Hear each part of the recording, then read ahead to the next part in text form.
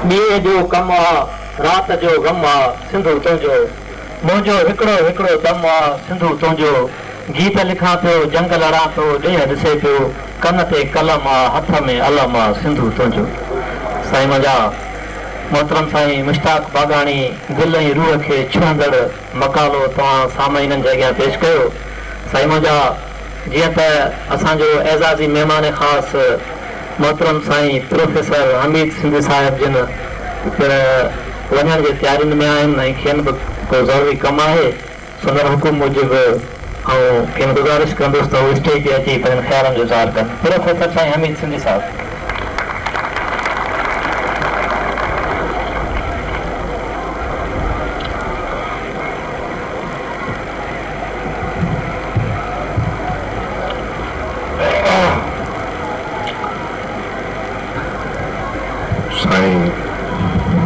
मकसूद अली शाह साहब, मोहतरम साईं कलंदर शाह लक्यारी साहब, अजीजम मोहतरम जान साकी साहब, डॉक्टर आबिद साहब और मुझे हम सफ़र साथी और भट्टी साहब हिते वेठल इन दरगाह जा बांधीअड़ो मोहब्बतुनि जा अमीन सभिनी ते सभिनी खे सलाम हुजे ऐं दुआ आहे त रब साईं हिननि बुज़ुर्गनि जे तफ़ेल तव्हां सभिनी खे पनाह में रखे ऐं ॾुखनि ऐं तकलीफ़ुनि खां माफ़ रखे, ख़ुदा खे हमेशह ख़ुशि रखे ऐं आबाद रखे। छो त हिननि बुज़ुर्गनि वटि अची हमेशह जिन बि बुज़ुर्गनि वटि वेंदा आहियूं त उन्हनि जी मज़ार ते वञी दुआ ज़रूरु घुरंदा आहियूं।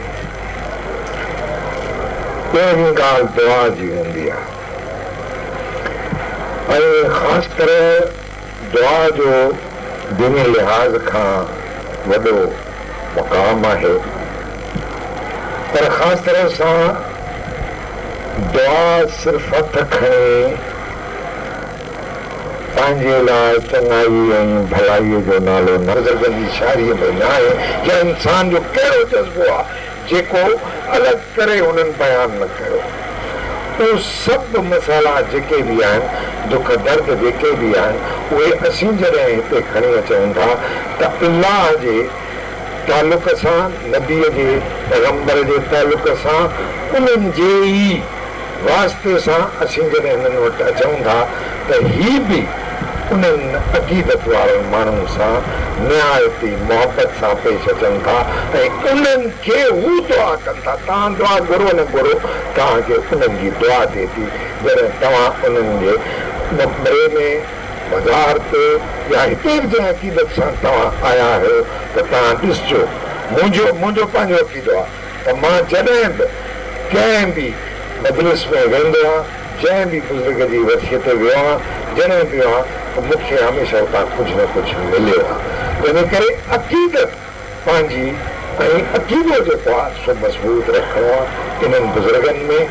इन्हनि बुज़ुर्गनि वटां छुटकारे जी वाट मिलंदी, मालिक छुटकारो ॾींदो, तकलीफ़ुनि खां छुटकारो ॾींदो, गुनाहनि ऐं सवाबनि खां छुटकारो ॾींदो, पर सुवाल आहे त वसीलो हुअणु खपे ऐं वास्तो हुअणु खपे।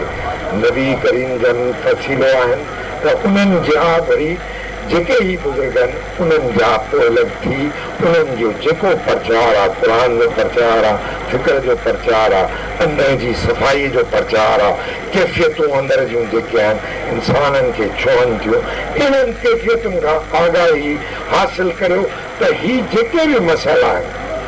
मां इहो अर्ज़ु करे छॾियां त सिंध ते हर दफ़े उहो सालनि खां सदियुनि खां तकलीफ़ूं ते आयूं आहिनि, छुटकारो मिलंदो रहियो आहे। कंहिंजे तुफ़ैल हिननि बुज़ुर्गनि जे दुआउनि जो तुफ़ैल ऐं अॼु बि मुंहिंजो मज़बूत अक़ीदो आहे त जेकॾहिं उन्हनि खे असीं तमामु मुहबत सां ऐं तमामु प्यार सां ऐं अमन वारी कैफ़ियत सां ऐं अंदर जी कैफ़ियत सां जेकॾहिं उन्हनि खे यादि कयूं त असांजे लाइ केरु बि हक़ खाई नथो सघे, केरु बि असांजे कंहिं बि मिल्कियत ते या असांजे कंहिं बि हक़नि ते को बि धारो हणी नथो सघे। तंहिंजे करे हिननि बुज़ुर्गनि जी वाट वठणी आहे मुंहिंजा साईं। असल में ॻाल्हि मूंखे मुख़्तसरनि इहा करणी हुई, ॻाल्हियूं त टुकड़नि में घणियूं आहिनि। असांजे दोस्तनि असांजो पंहिंजो हाफ़िज़ साहिबु ॿियनि दोस्तनि ॻाल्हियूं कयूं, पर मां मुंहिंजो अक़ीदो हिन ॻाल्हि में आहे त हिन महिल ताईं सालनि खां जेके बि ॻाल्हियूं थियूं आहिनि पर उन्हनि में ॾिसो त सिंध में अॼु बि ईअं कोन्हे त अॼु बि हिकिड़ो आवाज़ु आहे पंहिंजी जाइ ते, ऐं आवाज़ु ॾींहों ॾींहुं उहे नौजवान उहे माण्हू जेके ॿियनि ते ऐं जेके हारी थी कमु कनि था पहिरें अथनि उन्हनि में सुजाॻी आई आहे, उन्हनि में आवाज़ु बुलंद थियो आहे। ऐं उहो आवाज़ु रुॻो जहिड़े जो आवाज़ु न आहे। असीं चवंदा आहियूं बाबा पाण में न विढ़ो, मुहबत कयो, ख़ुलूस कयो, पर हक़ीक़त में उहो हक़ जो आवाज़ु आहे। हर माण्हूअ में सम्झ अची रही आहे। इहा सम्झ जेका बि आहे इन सम्झ खे उन हंध ते इस्तेमालु करिणो आहे त आया छा असांखे हरू भरू बि पेश में आणे या हरू भरू बि असांखां अहिड़ो अमल करायो वञे जो असीं पंहिंजी राह खां किरी वञूं। असांजी राह ही आहे, फ़क़ीरी वारी राह आहे ज़रूरु, पर उन सां गॾु सूफ़ी फ़िक्र जी राह जेका आहे, अंदर जी ओजर जी राह जेका आहे, उन में भाइपी आहे, उन में मुहबतूं आहिनि। हिक ॿिए सां आया असीं पाण में ठहियल आहियूं, आया असीं पाण में मुहबत जा अमीन आहियूं, हिक ॿिए सां प्यार ऐं कुर्ब ऐं जेकॾहिं करे मुंहिंजी कड़ो वारी कैफ़ियत आहे त मुंहिंजा साईं न तव्हांखे लाइ लोॾो आहे न चुंब जो लोॾो आहे। मां तव्हांखे इहो अर्ज़ु करे सघां त इहा जेके बि कैफ़ियतूं आहिनि इन्हनि खे सम्झणु तमामु ज़रूरी आहे। छुहण अंदर वारी जेका छुहाव आहे उन जे लाइ असांखे पंध करणा पवंदा। उहे पंध इहे आहिनि त लतीफ़ सरकार ते वञिणो आहे, साईं हिते जहानिया सरकार वारा जेके बुज़ुर्ग केॾियूं वॾियूं हस्तियूं आहिनि हिते, तव्हां सॼी तारीख़ पढ़ो, उन्हनि वटि वञिणो आहे, सचल वटि वञिणो आहे। जेके बि सूफ़ी बुज़ुर्ग थी गुज़रिया आहिनि, जिन सिंध जा जेके सॼण हुआ ऐं सॼणा ॾाढा किथां किथां उन्हनि जा वॾा जेके आहिनि से हिते हलिया आया आहिनि, उन्हनि जंहिं नमूने सां हिते अची परे परे खां अची हिते जेका तबलीगूं कयूं आहिनि माण्हुनि जी भलाई ऐं बहितरीअ लाइ कयूं आहिनि। छो? छाकाणि त हू असांजा तव्हांजा सॼण हुआ। उहा सॼणा पैदा करणी आहे। हिननि बुज़ुर्गनि खे जेको आहे ख़राज अक़ीदत पेश कयो। हिननि बुज़ुर्गनि खे ईअं आम तरह सां न सम्झो त बाबा हे जेके आहिनि से हिते मदफ़न आहिनि, ही ज़िंदा आहिनि। मुंहिंजो हमेशह इहो अक़ीदो रहियो आहे। हिते हाज़िर साहिबु वेठो आहे, उनखे यादि हूंदो त मां हुते शाह नसीर ते जॾहिं तक़रीर कई हुई तॾहिं उते बि मां इहो ई चयो त हिननि खे जेको आहे सो तव्हां इहो न सम्झो त हिन जहान में कोन्हनि, हिन जहान में आहिनि। ऐं हिननि जो जेको बि असुल में असांजी जेका बि ॻाल्हि आहे उहा फ़ैसल हिते थींदी, फ़ैसल हिननि सूफ़ी बुज़ुर्गनि वटि थींदी ऐं जेका बि तव्हां पहुचंदी हिननि बुज़ुर्गनि ऐं इहे ई तव्हां जेका आहे सा अर्श ते पहुचंदी ऐं अर्श ते जॾहिं तव्हां पहुती त पोइ बि ॾाढे नंबर सां असां हली न सघंदा। मां सभिनी जो तमामु घणो ख़्यालु कयां ऐं अवां सभिनी जी महिरबानी। मां सिर्फ़ु मुख़्तसरनि तारीख़ी हिसाब सां असांजे डॉक्टर साहिबु तव्हां सां ॻाल्हायो आहे, ॿिया दोस्त ॻाल्हाईंदा बुज़ुर्गनि ते। मां अवां जे लाइ हमेशह दुआजू रहियो आहे ऐं मुहबतुनि खे क़ाइमु रखो, पंहिंजे सिफ़ुनि खे सिधो रखो, मुतहद रखो।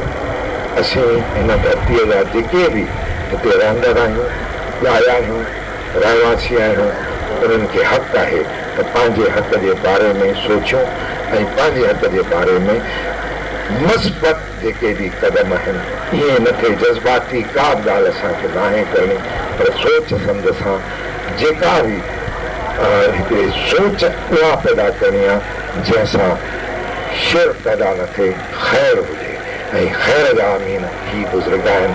ऐं मां तव्हांजे लाइ न रुॻो असीं सभु पर असीं सभु इहा दुआ घुरूं त हिन धरतीअ ते हमेशह ख़ैर हुजे। तव्हांजी महिरबानी।